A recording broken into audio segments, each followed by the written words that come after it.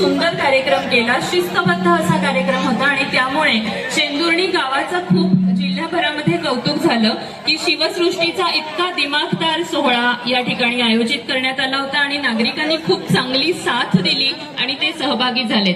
आज आपल्याला पुन्हा एकदा संधी आहे या भीमसृष्टीच्या लोकार्पण सोहळ्याच्या निमित्ताने. आपण अत्यंत शिस्तबद्ध रीतीने या ठिकाणी हा कार्यक्रम साजरा करणार आहोत. आपल्यासाठी या ठिकाणी जे विविध मनोरंजनाचे कार्यक्रम सुद्धा आयोजित केले त्याचाही आनंद घेणार आहोत.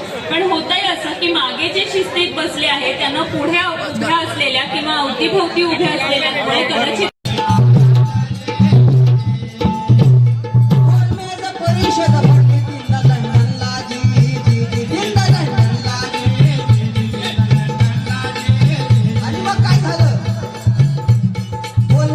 परिषद भरली तीनदा लंडनला, बाबांनी वेगळा मतदार संघ मिळविला. त्यांना सप्टेंबरच्या 20 तारखेस 32 सालाला आमरण उपवास गांधीजींनी सुरू केला. बाबासाहेब गेले रोड्याला भेट देण्याला आणि मग काय झालं? बिनशर्त संमती दिली महात्मा गांधींना.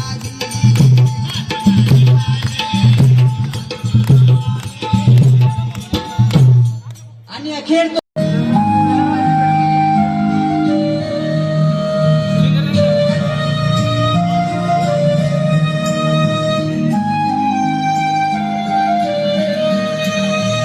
अठराशे 91